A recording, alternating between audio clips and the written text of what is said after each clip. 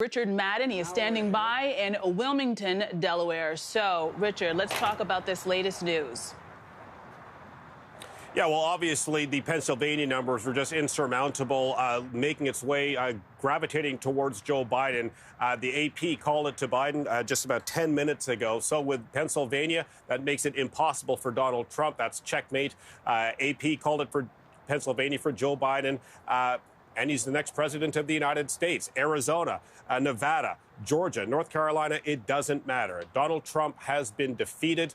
And of course, these are all projections, but the numbers were clearly adding up to Biden's favor. So this is a huge, historic win for Joe Biden. Yeah. And do you think there are any surprises here? Is this what everybody expected to happen today?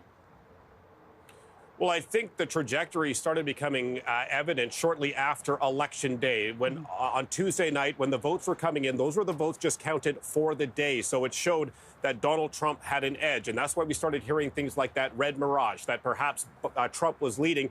But then the mail-in ballots and the advanced ballots had not been counted yet. And Democrats were feeling confident that their numbers would start to be reflected in the coming days.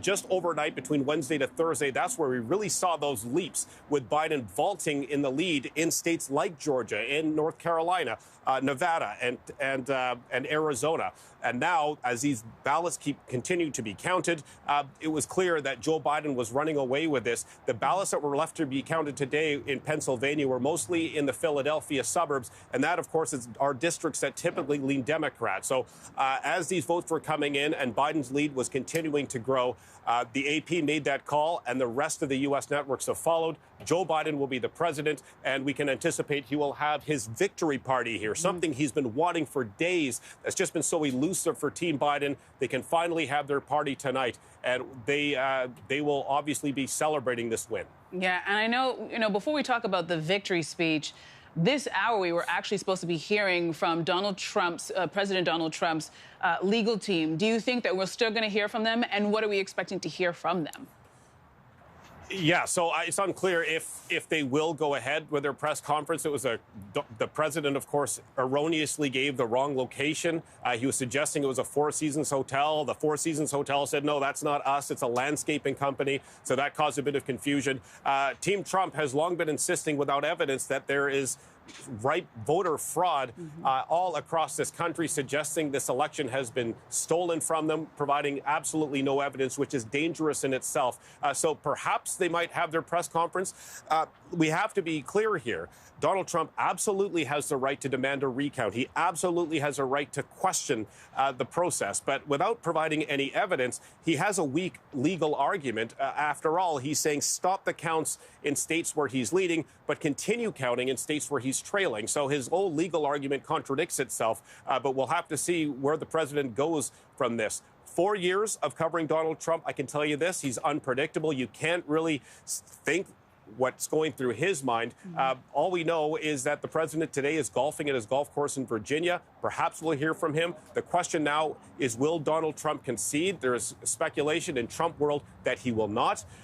There's also speculation, will there be a peaceful transition of power? These are serious discussions we're having in America in 2020. So that is the next chapter of this extraordinary week. Yeah, and let's talk about the question if Trump is going to concede, because that has been the ongoing discussion for the last 5 days, as he has announced himself the winner of this election without any evidence of that being the truth. Let's talk about the security concern, because of course there are a lot of there's a huge divide between the Democrat and Republican voters and demonstrators. Are there any extra security measures that are being taken now that there is a declared winner? Well, first and foremost, absolutely. Over the past couple of days, you started to see that transition process be reflected here in Wilmington, Delaware. Airspace over Joe Biden's home is restricted. There's a whole lot more Secret Service milling about, and police, which is standard for an incoming president. I can tell you here at Biden HQ, there is heavy security here. There was tremendous security last night when we were anticipating the now incoming president or president-elect to address the nation. So absolutely security will be enhanced. And this is typical during a transition. Now, even though the current president has not conceded, the wheels of the United States government have already been preparing for this moment, reflected by that enhanced security that we've been seeing throughout the past 48 hours. Yeah, and I know that Trump is going to try all the legal gymnastics to try to contest the outcome of this election. How long could that drag on for? Or is this pretty much a closed case now that Biden has all the 270 electoral college votes that is needed to win? I think it's pretty much a done deal. You know, we don't have that Florida situation like we had in 2000. These wins, while they're narrow, they're decisive. We're talking 20, 30, 40,000 votes in some cases. So it's not a squeaker of just a couple hundred votes here and there or 1,000 votes that we saw in 2000, Bush versus Gore.